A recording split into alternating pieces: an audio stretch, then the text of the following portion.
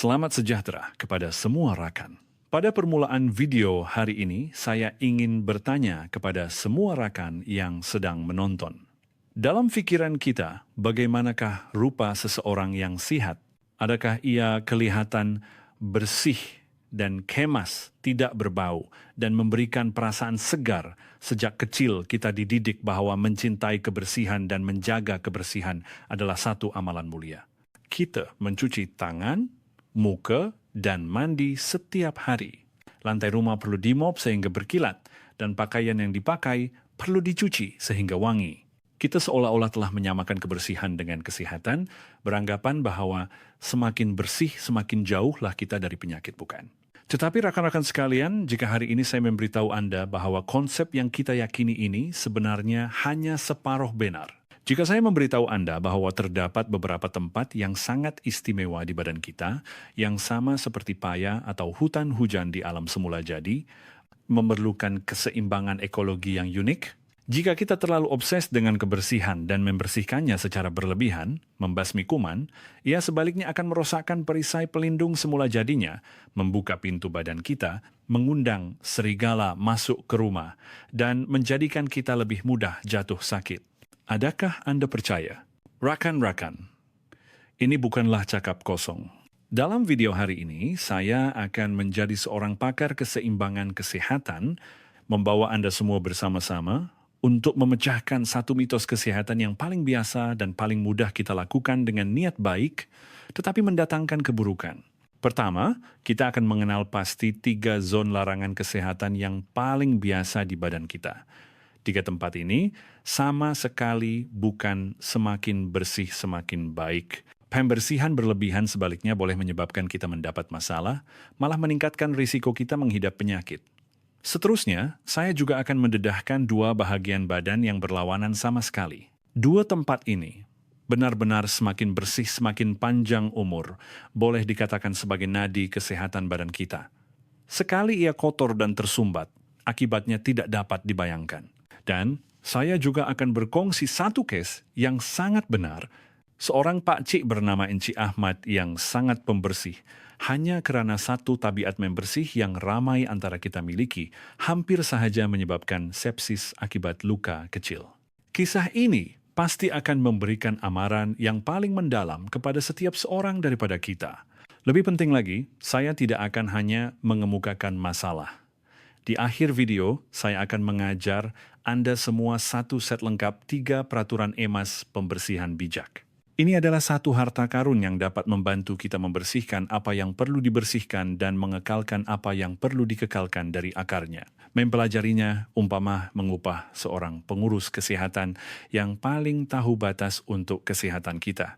Jadi, sila tonton dengan sabar hari ini dan bawa pulang kebijaksanaan paling penting yang berkaitan dengan kesehatan separuh hayat kita.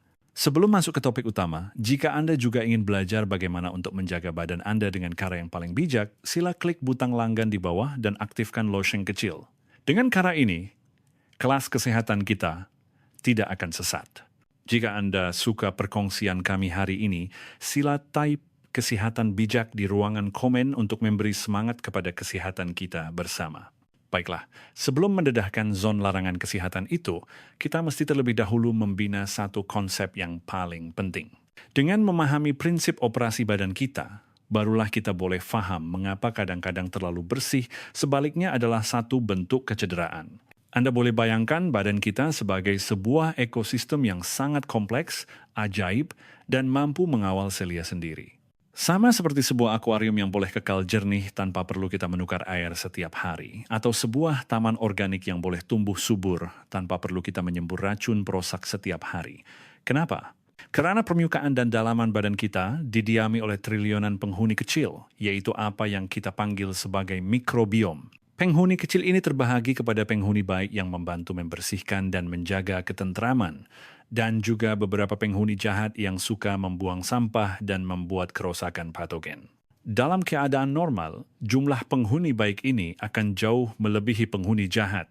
Mereka akan membentuk satu kuasa tempatan yang kuat, menduduki semua wilayah dan sumber, menyebabkan penghuni jahat dari luar atau yang minoriti tidak berpeluang untuk membuat onar. Tambahan pula, kulit dan membran mukus badan kita sendiri akan merembeskan beberapa lapisan pelindung yang sedikit berasid atau mempunyai keupayaan antibakteria.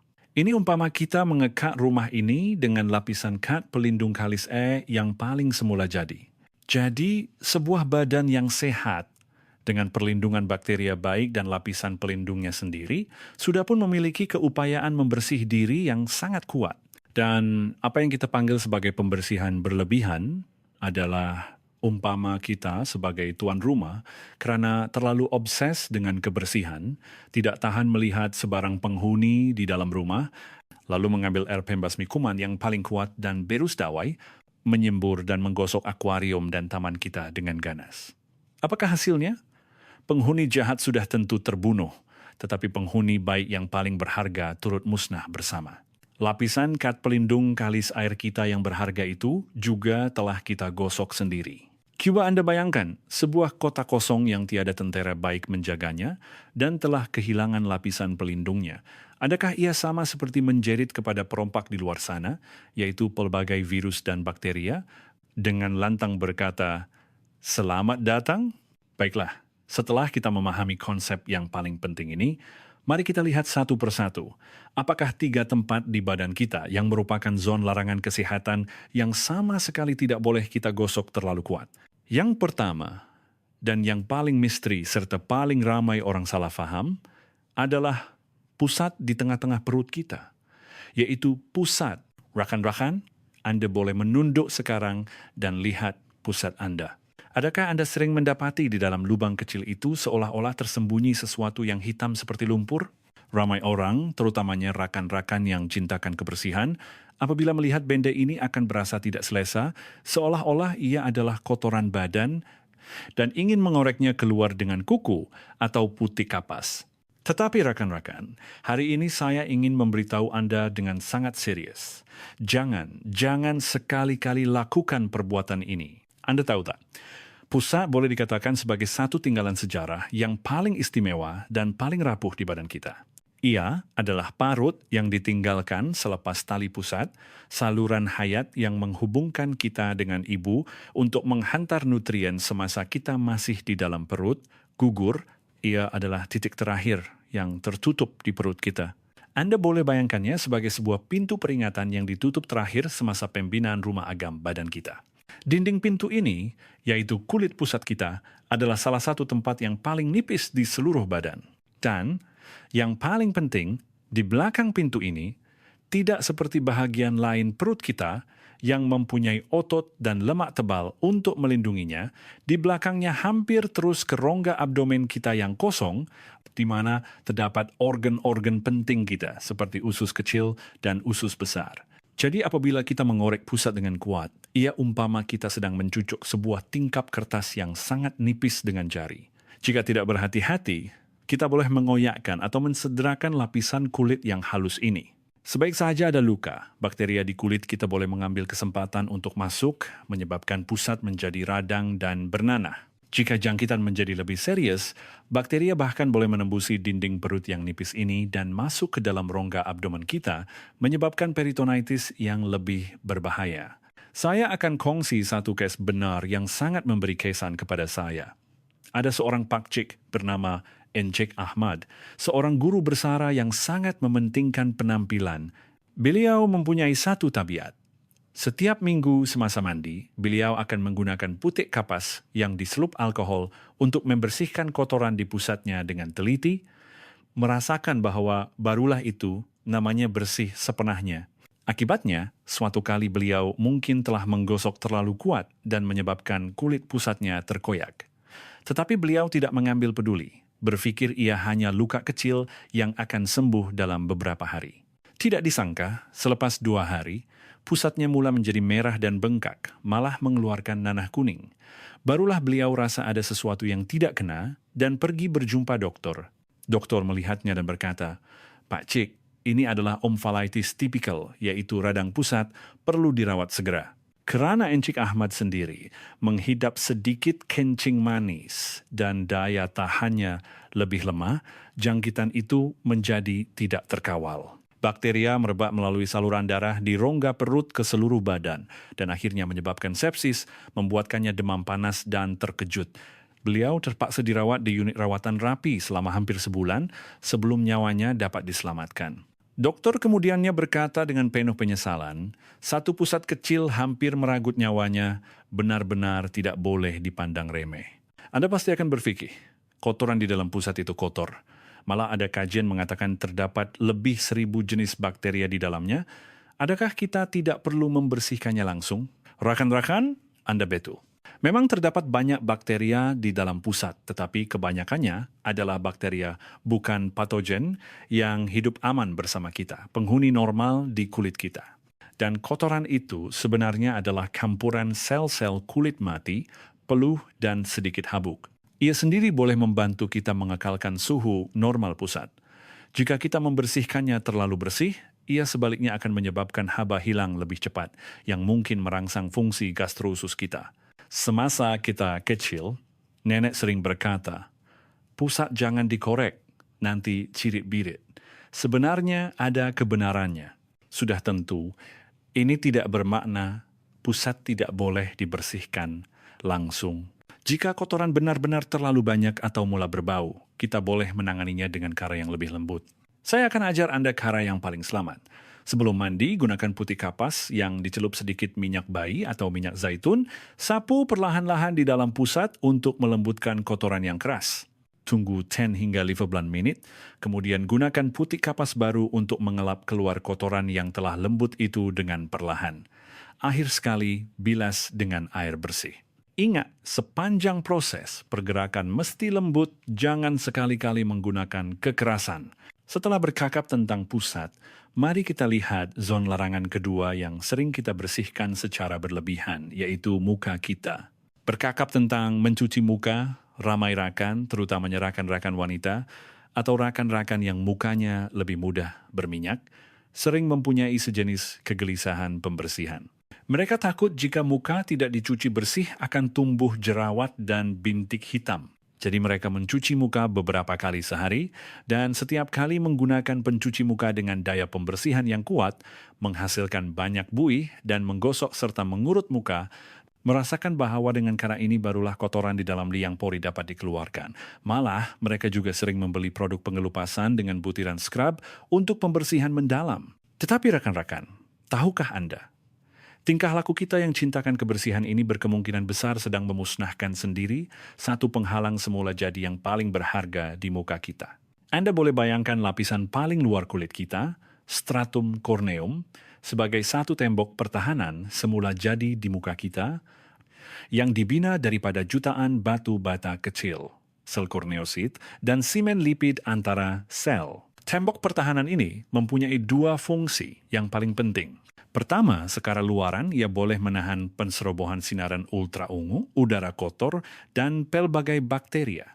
Kedua, secara dalaman ia boleh bertindak seperti pintu empangan, mengunci kelembapan di bawah kulit kita dengan kukuh, tidak membenarkannya hilang dengan mudah. Dan perbuatan kita yang mencuci muka dan mengelupas secara berlebihan adalah umpama kita setiap hari menggunakan kertas pasir untuk menggilap tembok pertahanan kita yang berharga ini. Apakah hasilnya? Pertama, tembok menjadi nipis. Kulit kita kehilangan penghalang semula jadinya. Perengsa luar seperti udara kotor dan debungga akan mudah menceroboh, menjadikan kulit kita sangat sensitif, mudah merah dan gatal. Kedua, simen tembok telah kita kuci. Keupayaan mengunci air menjadi lemah. Kelembapan di dalam kulit akan sentiasa tersejat. Hasilnya, kulit menjadi semakin kering.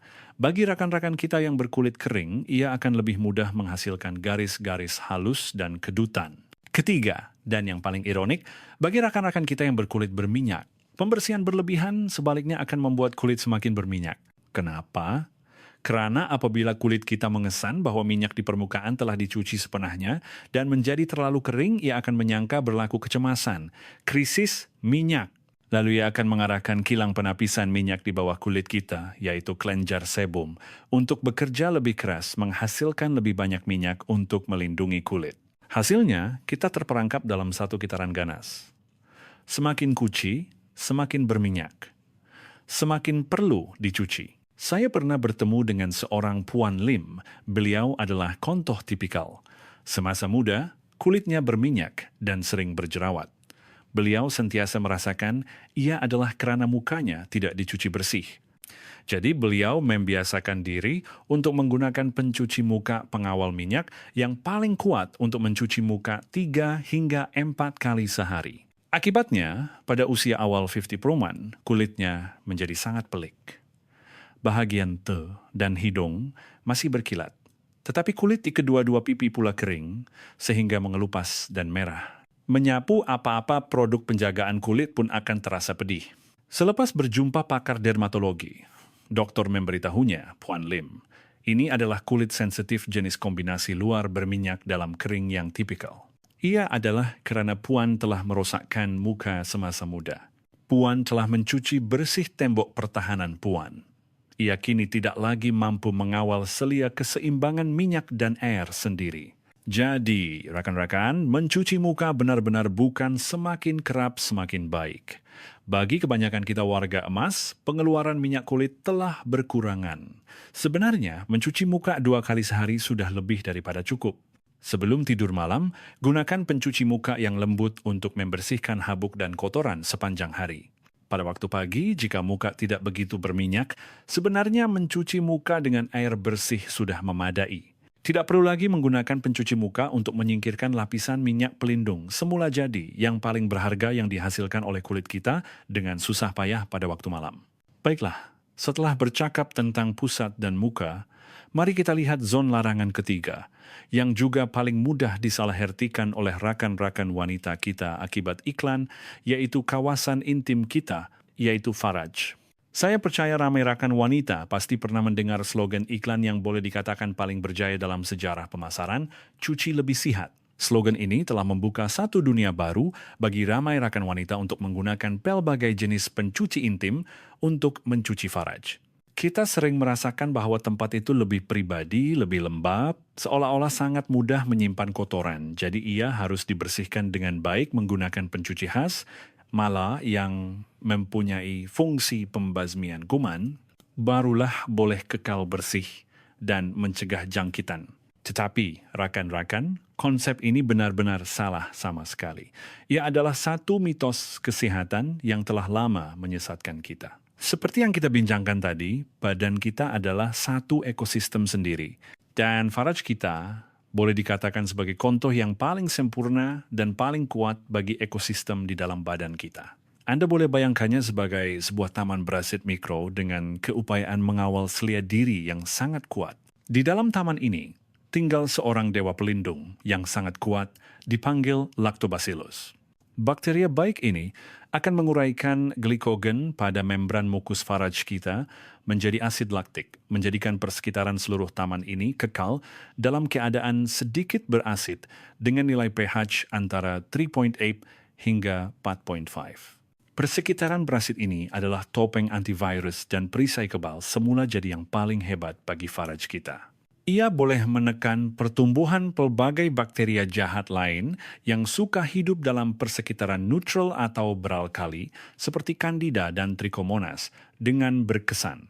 Dan pencuci-pencuci intim yang dijual di pasaran, terutamanya sesetengah yang mendakwa mempunyai fungsi pembasmian kuman, mereka adalah seperti racun rumpai kimia.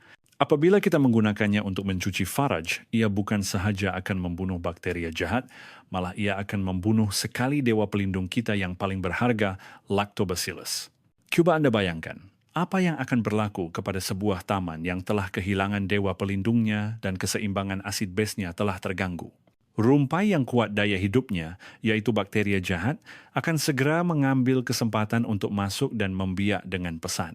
Akhirnya, ia sebaliknya lebih mudah menyebabkan kita mengalami radang Faraj, kegatalan, dan bau yang tidak menyenangkan.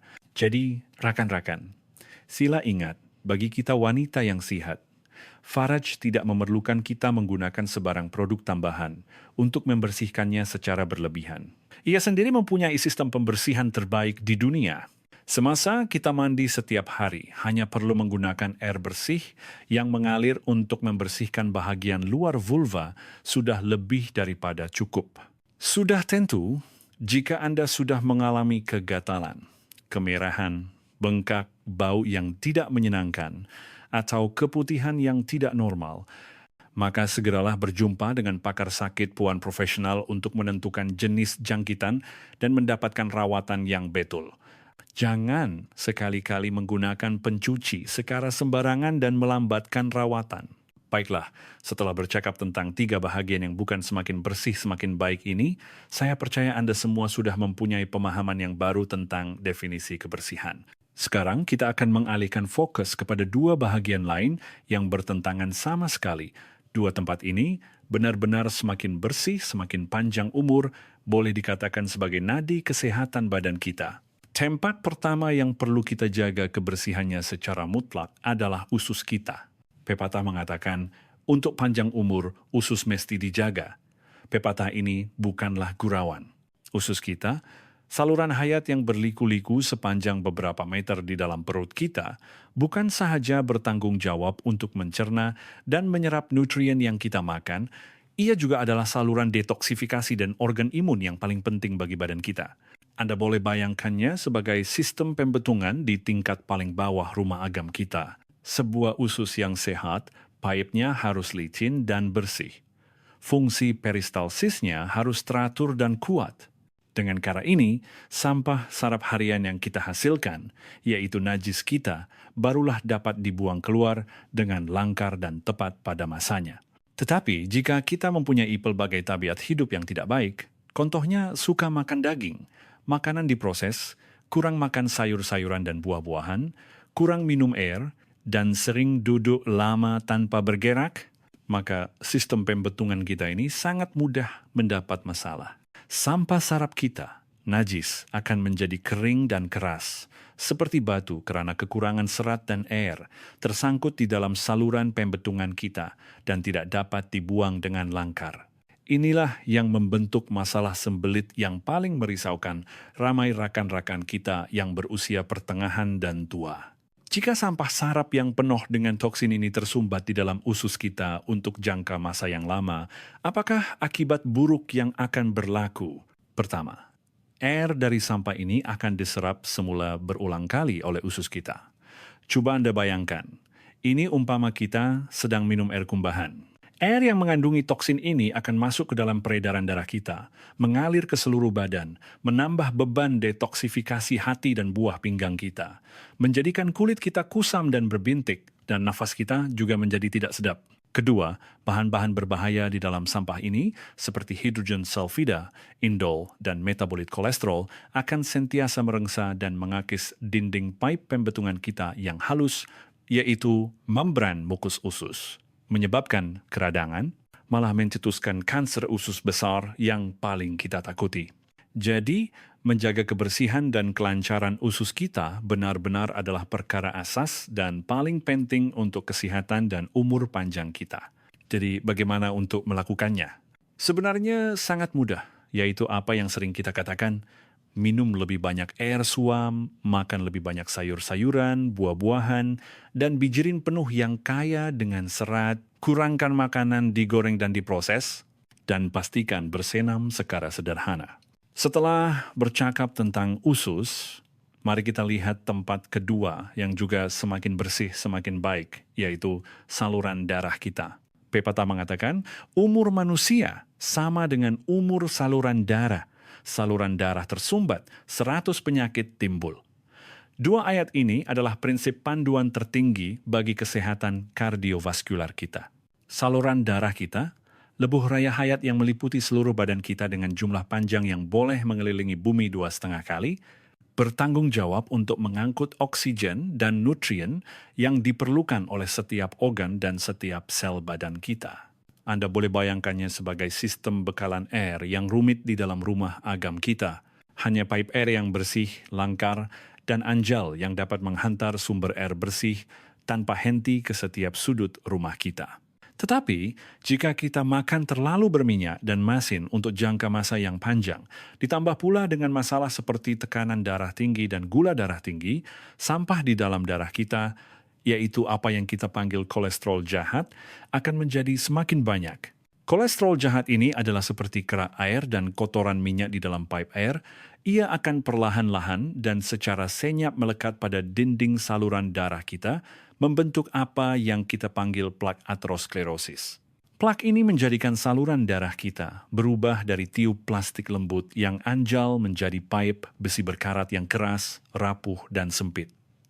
Apabila pipe air menjadi sempit, aliran darah menjadi tidak lancar. Pelbagai organ badan kita akan mula kekurangan air dan oksigen. Jika tersumbat di jantung, ia adalah serangan jantung. Jika tersumbat di otak, ia adalah stroke. Jika tersumbat di kaki, ia mungkin perlu dipotong. Jadi, menjaga kebersihan saluran darah kita adalah sama seperti menjaga lebuh raya utama kehidupan kita. Jadi bagaimana untuk melakukannya? Yang paling penting adalah bermula dari mulut kita.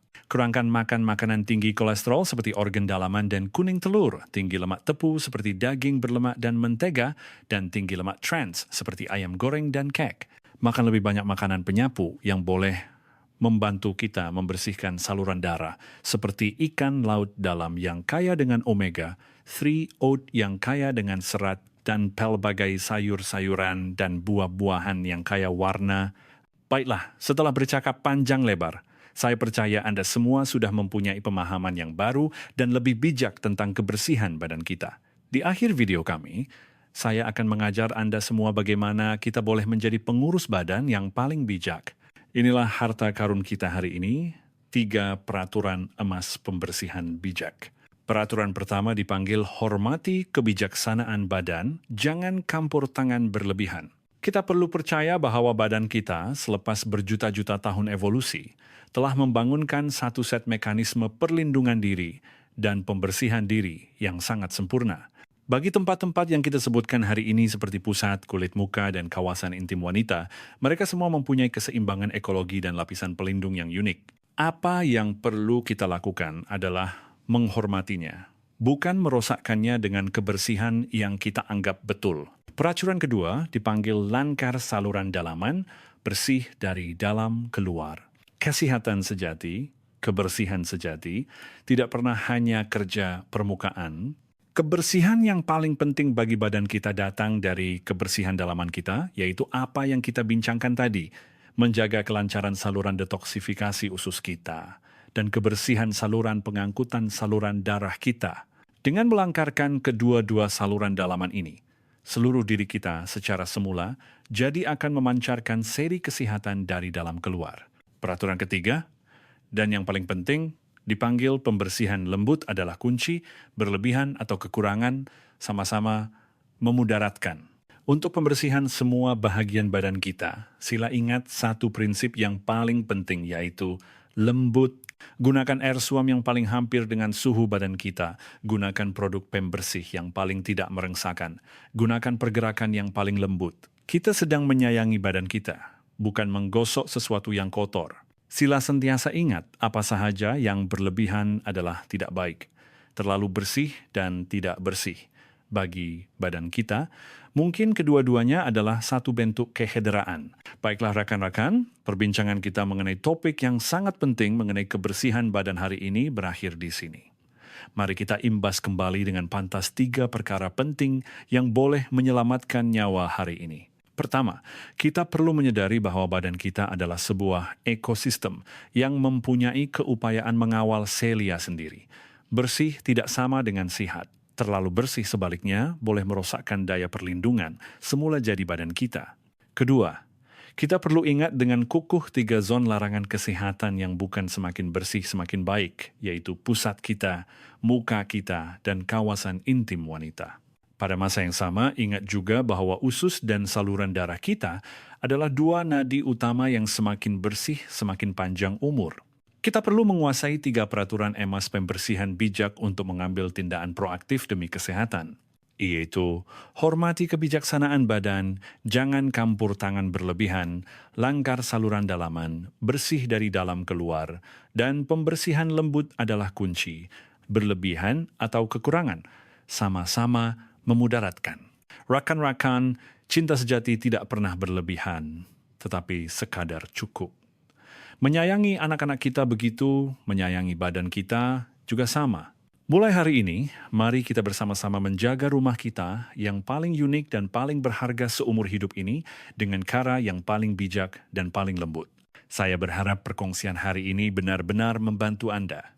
Jika Anda suka perkongsian kami, jangan lupa untuk menekan butang suka pada video kami, langgan saluran kami, dan kongsikannya kepada semua ahli keluarga dan rakan-rakan yang Anda sayangi. Kita jumpa lagi di video akan datang.